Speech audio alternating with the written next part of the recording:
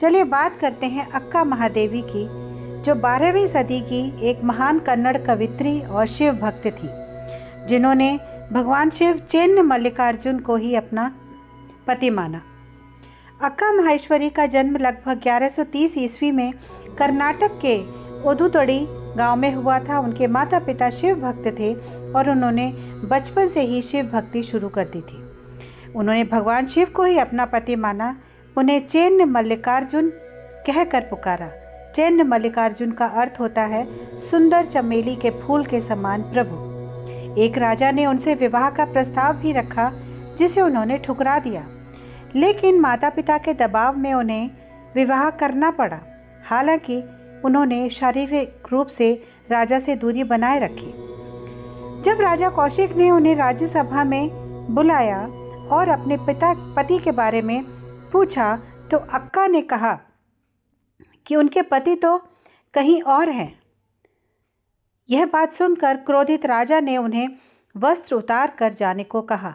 अक्का ने अपने सभी वस्त्र उतार दिए और निर्वस्त्र ही जंगल के रास्ते कल्याण की ओर चल पड़ी, जहां उन्हें अक्का की उपाधि मिली। अक्का का अर्थ होता है बड़ी बहन।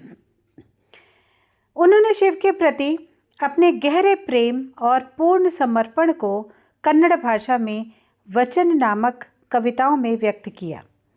उनकी कविताएं उनकी आंतरिक अनुभूति और ईश्वर के प्रति माधुर्य भाव को दर्शाती हैं, ठीक वैसे ही जैसे मीराबाई कृष्ण के लिए थी।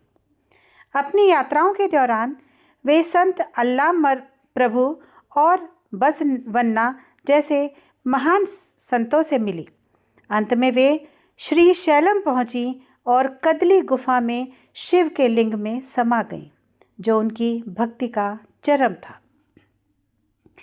उनकी कहानी भक्ति, आत्मसमर्पण और सांसारिक बंधनों से मुक्ति का प्रतीक है, और उन्होंने ये दिखा दिया कि इंद्रियों पर विजय प्राप्त करके ईश्वर को कोई भी मनुष्य पा सकता है। तो उन्होंने इंद्रियों पे अपनी विजय प्राप्त कर ईश्वर को पाने का मार्ग चुना और वो